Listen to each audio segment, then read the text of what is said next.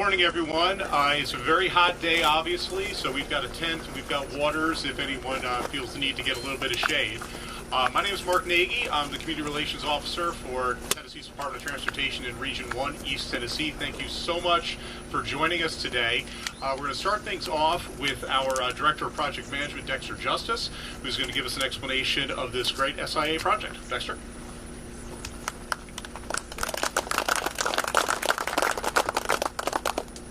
Thank you, Mark.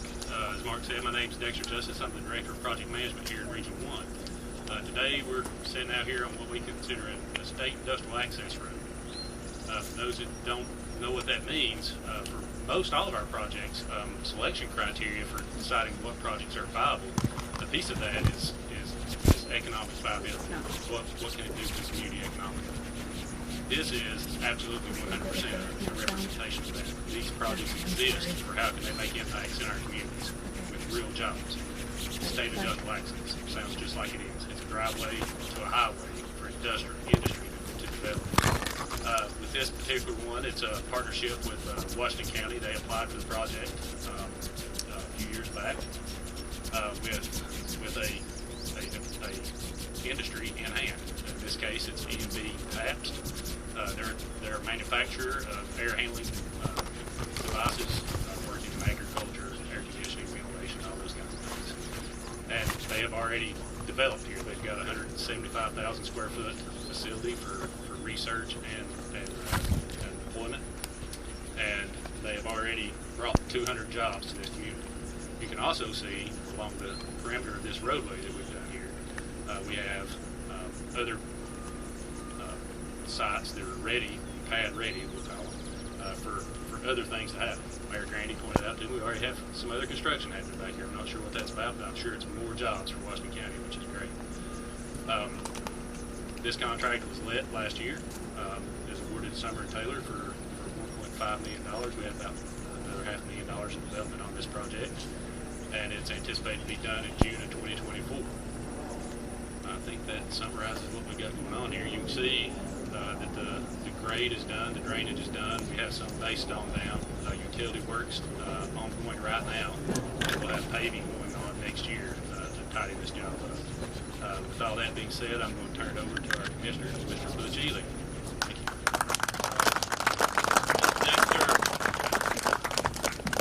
you. Hey, good morning, everyone.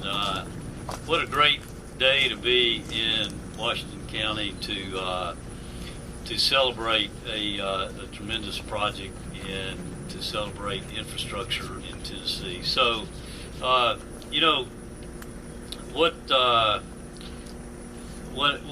I'm amazed about is how much has happened in the last year.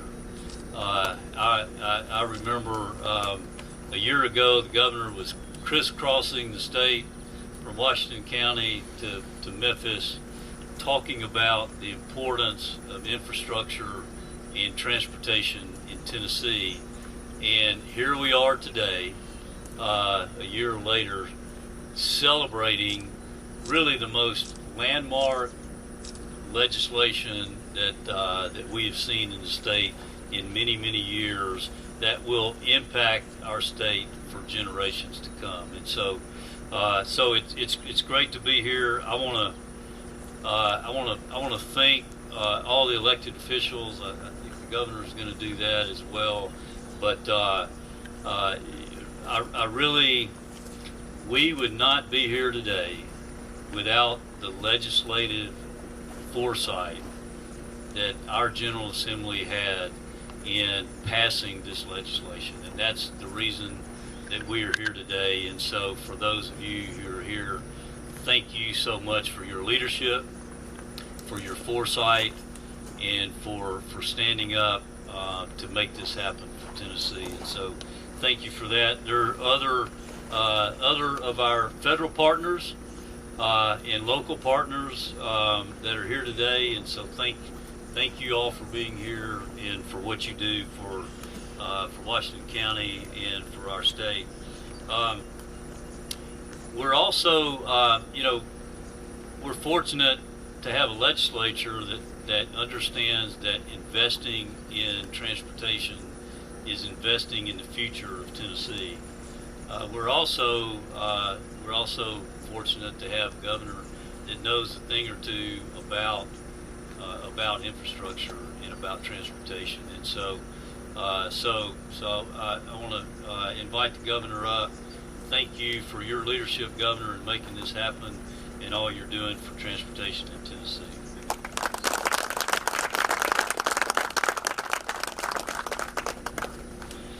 You, Commissioner, are the one to be thanked. Your vision and your foresight certainly.